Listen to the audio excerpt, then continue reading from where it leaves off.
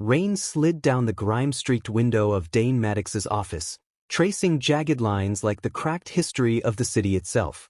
He watched the street below, where neon signs flickered against the downpour and people moved like ghosts in long coats and uncertain directions. Another body was found last night, fourth one this week. Same pattern. No blood, no sign of struggle. Just vanished souls in intact shells. He lit a cigarette with a twitch of his wrist, flicked the match into the tray already brimming with guilt, and turned back to the cluttered desk.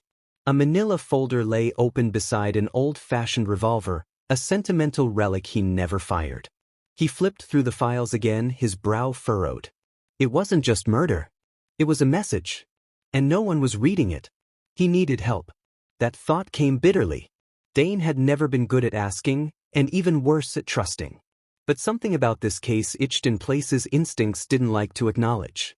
He wasn't dealing with your average street thug or unlicensed techhead. This was precise, predatory, and above all inhuman. He found the name in a bar that served drinks too strong for humans and truths too cheap for liars. A contact, more synth than man at this point, spoke in hushed tones over a glass of glowing green liquor. She's called Zarella. From the outer fragments. Doesn't come cheap. Doesn't come friendly. But she'll smell the truth before you even know what question to ask. Dane raised an eyebrow. You sure she's not a rumor wrapped in tourist bait? The synth smirked. I'm sure you're out of leads. That was how he ended up in the rain-slick back alleys of Sector 9, standing in front of a rusted service door that led nowhere on any registered map. He knocked 3 times. No answer. He was reaching for the handle when it opened on its own. She stood framed by dim red lights, skin like violet stardust and eyes the color of distant quasars. Her hair, silver with a faint lavender glow, fell in waves past her shoulders. She didn't speak, just tilted her head and sniffed. He shifted uncomfortably. I assume you're Zarella. Her voice was smooth, low, alien. You've got fear, human. And a trace of desperation. But mostly shame. Dane bristled, straightening his coat. I didn't come here to be psychoanalyzed. No, she said, stepping aside. You came because your instincts screamed louder than your pride. He entered. Her space was surprisingly minimal. No furniture beyond a low metal table, a console embedded in the wall, and a hanging screen looping images of star maps and planetary atmospheres. The air was heavy with something, floral, chemical, undefined. It tugged at his senses like a song he'd once known. I have a case, he said. You have a puzzle. One with bloodless victims and scentless killers. Dane froze. How did? Your coat reeks of frustration and recycled crime scene fluid. And something else. Something manufactured. He sat down slowly. You think it's synthetic? I think someone doesn't want to be found. And I think they didn't count on you hiring someone who hunts with her face. He watched her move around the room, graceful and silent. Her bodysuit shimmered like liquid ink, hugging an athletic form that hinted at power and precision. Not built for show. Built for survival. Dane slid the folder across the table. For bodies. Same condition. No wounds. Each one found in a different quadrant, no known connections except the manner of death. She didn't look at the pictures. Instead, she leaned down, nostrils flaring slightly as she inhaled the scent of the folder itself. Her eyes narrowed. There's residue. Trace bioalginate. Engineered. Possibly a masking agent. So they're covering their tracks? They're erasing their scent. But not perfectly. There's always a shadow. He leaned forward, heart thudding. Can you follow it? I can follow the shadow of what it touched. But I'll need access to the sites. And I'll need you to stay out of my way. Dane nodded. I can do that. Her mouth curved into something that might have been a smirk or a warning. We'll see. They started that night. The first site was an abandoned transit station, overgrown with rogue tech vines and forgotten comms. Zarella crouched low to the ground, fingers brushing the dirt, nostrils flaring. Dane stood awkwardly behind her, glancing over his shoulder every few seconds. She paused, her body tense like a drawn bow. Here. He stepped closer. What is it? They stood here. Recently. But there's more. 2 cents. One natural, the other engineered. The second is artificial, built to mimic emotion. Fear, mostly. Dane frowned. Someone manufactured fear? Someone wanted them to feel hunted before they died. Or whatever you humans call what happened to them. A cold sweat traced his spine. You mean this could be psychological warfare? Or a test, she replied. To see what your kind does when faced with something it can't smell. They moved through the city like shadows, following invisible trails, piecing together a map of wrong turns and planted evidence. Zarella was uncanny, able to pick up traces days old, even through layers of pollution and crowd movement. She led him through slums and data towers, into the bones of a city he thought he knew. Along the way, she asked questions. Why do you carry a gun you never fire? It reminds me not to. Why do you wear a wedding band you hide in your pocket? Habit. Why did you come to me? He hesitated. Because you scare me less than being wrong again. She nodded as if that answer satisfied something deep inside her. By the end of the 3rd day, the trail led them to a warehouse filled with crates marked for off-world shipment. Zarella paused at the threshold, visibly uneasy. It's here, she whispered. The source. The artificial scent. It's concentrated inside. Dane readied his gun. We go in together. No. You're loud. Easy to smell. I'm also the one who hired you. She turned, eyes fierce. Then let me earn your credits. She vanished into the shadows. Minutes passed. Then the scream came. It wasn't human. Dane burst through the doors, heart hammering. The warehouse lights buzzed weakly overhead, illuminating stacked cargo and a dark smear across the floor. Zarella stood over a limp figure, humanoid but wrong. Its skin shimmered like oil, eyes empty sockets.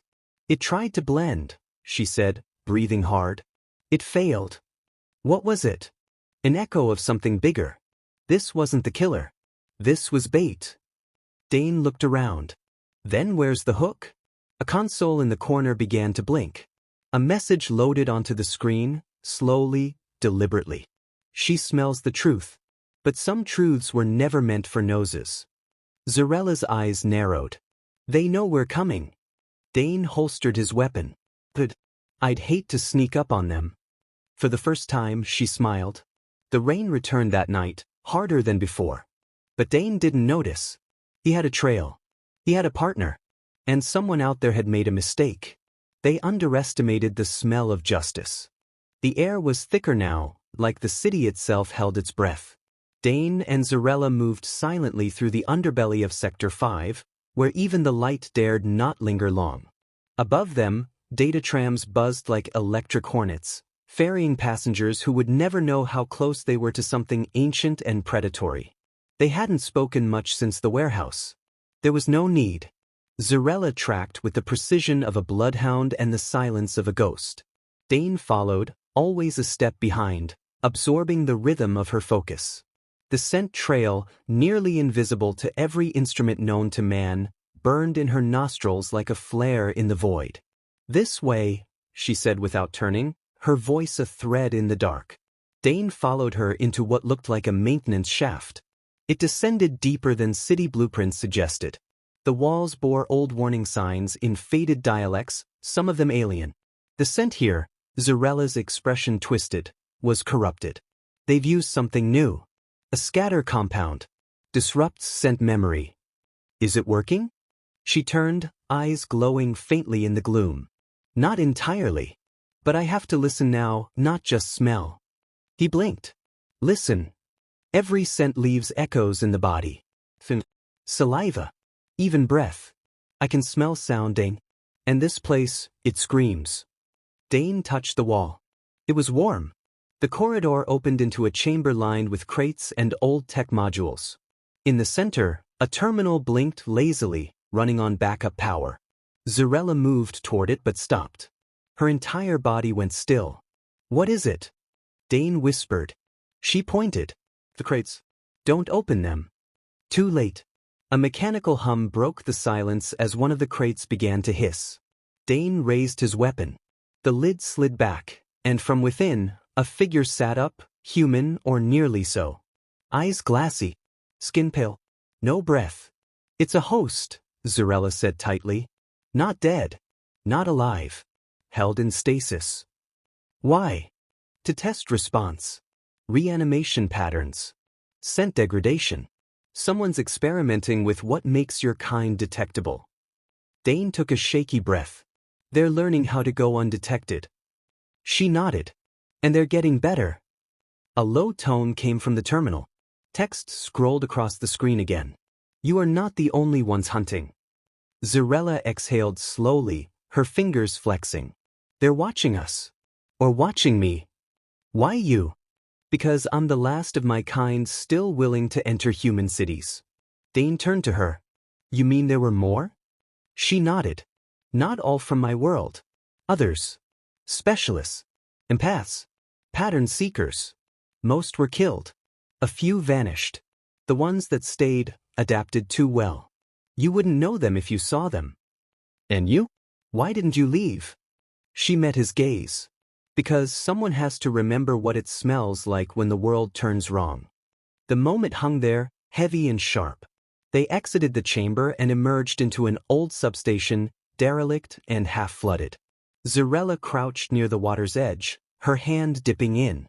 Her nostrils flared again, and she tensed. They were here. Recently.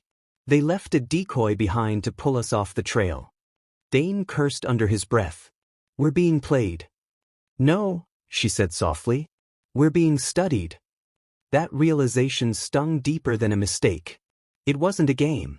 It was observation. Everything they did was part of a larger calculus. Someone, or something, was taking notes. Adjusting. Evolving.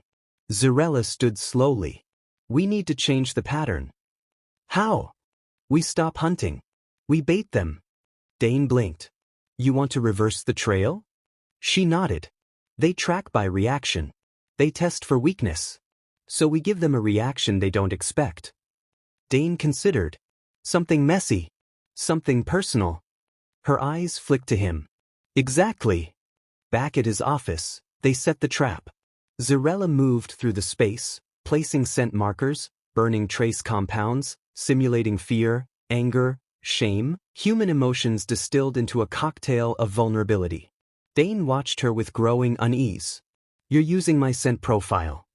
Yes. You're the bait. He didn't like that. But he knew it was the only way. That night they waited. Lights dimmed. Windows shut. Zarella stood motionless by the door, her eyes closed. Dane sat behind the desk, hand resting on the revolver. The old kind of weapon. The kind that needed courage, not codes. Hours passed. Movement. Zarella's eyes snapped open. Corner window. Third floor reflection. It's here. Dane moved quickly, heart pounding. Outside, a figure stood watching, tall, thin, almost translucent. It didn't move. Didn't blink. Then it turned and vanished into the alley. Zarella didn't hesitate. She was already out the door. Dane followed, gun drawn, adrenaline flooding his veins. They raced through the rain-slick alleys, past blinking signs and trash bots, chasing a shadow that always seemed one corner ahead. Then it stopped. In an abandoned plaza, beneath a rusting statue of some long-forgotten hero, the figure waited. Zarella stepped forward slowly. It's not fleeing. It wants us here. Dane aimed his gun. What the hell is it? The figure lifted its head. No face. Just smooth skin that shimmered with pulses of light. No mouth, yet it spoke. You don't understand the hunt. You only fear the hunger. Zarella stepped between it and Dane. You've been testing us. I have been testing her, it replied. She is not corrupted. She remembers. That makes her dangerous. What do you want? Dane asked. The light pulsed. To evolve. To adapt.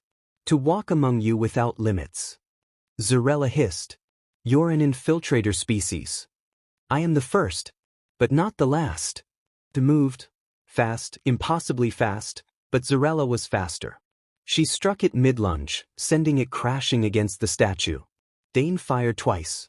The bullets didn't pierce, but they slowed it.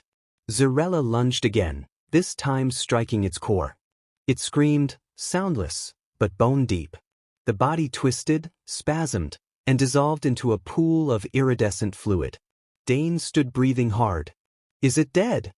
For now, Zarella said grimly. But it won't be the last. That was a scout. A messenger. He holstered the revolver. Then the message it sent back will be short. She nodded, wiping the fluid from her arms. They know we fight. But more importantly, they know we learn. Rain started again, soft and steady. Dane looked up. You still in? Zarella smiled faintly. I haven't even started. They turned and walked back into the city, together. Neither knew what waited in the shadows ahead. But for now, they had each other. And the scent of war was in the air. The city didn't sleep, but it did shift, as if bracing for something it couldn't name. After their encounter in the plaza, Dane and Zarella moved with more caution and purpose. The rules had changed. No longer were they hunting a suspect or solving a murder. They were navigating the threshold of an invasion, one designed not by brute force but by mimicry, patience, and scentless deception.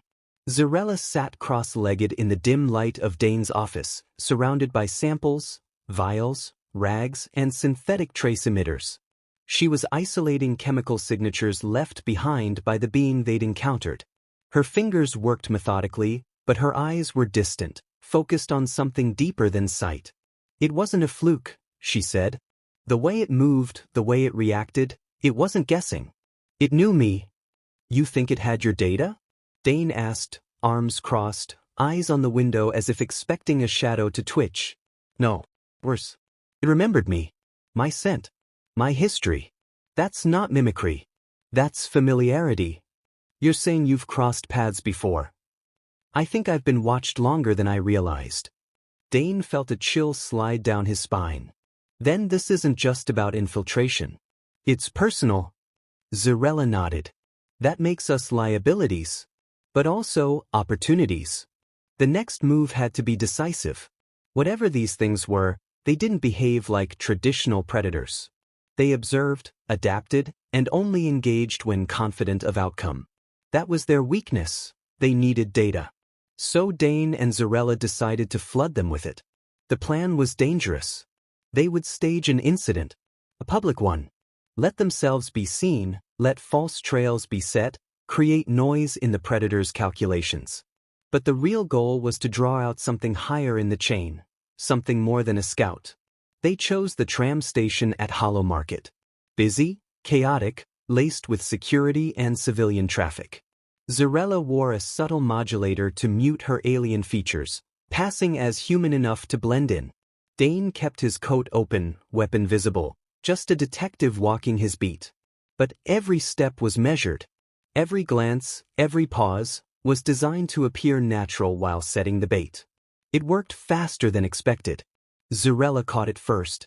3 o'clock. Man in the gray vest. He's not breathing. Dane turned, heart skipping. The man looked normal, too normal. Generic. Average. His features so unremarkable they became remarkable. I see him. He's scanning scent pockets. He's not here to kill. He's here to catalog. Dane started walking toward him. Zarella grabbed his arm. Wait. The man looked up. Just for a second their eyes met. And then he smiled. Dane knew that smile. It wasn't joy. It was permission. The man dropped a small device onto the tram tracks and walked away. Zarella lunged forward, scooping the device just before a tram screeched overhead. She examined it quickly. It's a recorder. But not for sight. It's storing emotional residue. Dane raised an eyebrow. What, like psychic data? Scent of fear. Taste of adrenaline. Echoes of desperation. They're building a library. Dane exhaled slowly. And we just gave them a new chapter. They left Hollow Market immediately. The rules had shifted again. The predators weren't just adapting, they were compiling. Which meant someone, or something, was organizing them. Back at the office, Zarella dissected the device. Inside, organic filaments pulsed faintly. Zarella led them through a series of tight turns until they came to a chamber filled with humming machinery and glass pods. Inside the pods were people, humans in suspended animation. Dane's pulse spiked. Are they alive? Barely, Zarella said. They've been copied. What? She pointed to a console. It displayed holograms of the occupants. Slight variations.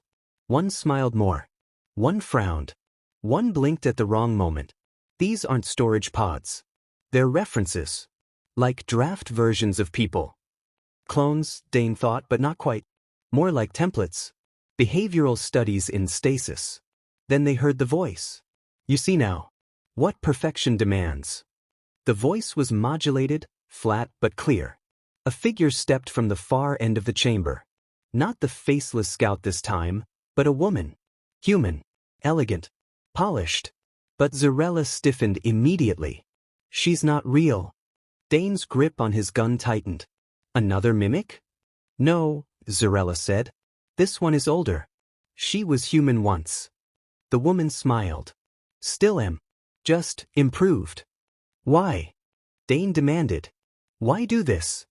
Because survival is not enough. We must become the environment. We must erase the line between threat and observer. The new world will be silent, undetectable, unified. Zarella stepped forward. You're not evolving. You're erasing. Call it what you want, the woman replied. But the war is already won. You're still playing by rules that don't exist anymore. Dane raised his weapon. Then consider this a last move. The woman didn't flinch. You won't shoot. Not here. Not with your own kind watching. She gestured and the pods flickered. The faces inside turned toward Dane.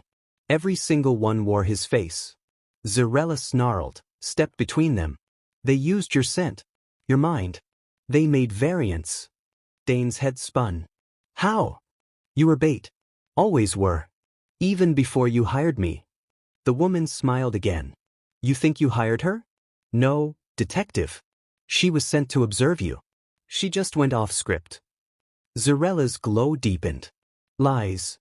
Is it? The woman said calmly. Ask yourself why you're immune.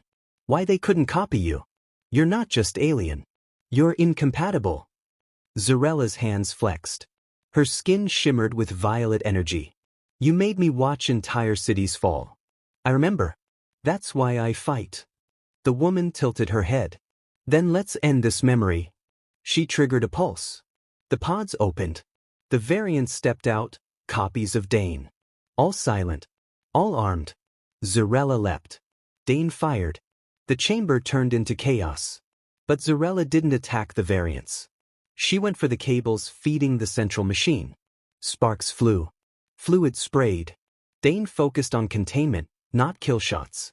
He couldn't bring himself to shoot his own face. One by one, the variants collapsed.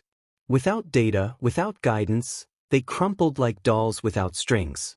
The woman tried to flee. Zarella caught her. Their eyes locked. I was human, the woman whispered. You don't know what it means to be obsolete. Zarella did not speak. She simply pressed her hand to the woman's chest, where her heart used to beat. There was a hiss. Then silence. They emerged from the tunnels hours later, bloodied and exhausted. Above them, the city lights burned as always, indifferent to the battle below. Dane lit a cigarette with shaking hands. Was that the end? Zarella stared at the sky. No. But it was a fracture. Dane looked at her. You're not staying, are you? I can't. They know me now. I'm marked. He nodded, then hesitated. Will I remember you? She smiled faintly. You'll smell me long after I've gone. Then she vanished into the morning mist, and Dane was alone again. But something in the air had changed. The scent of fear was fading. And in its place, hope.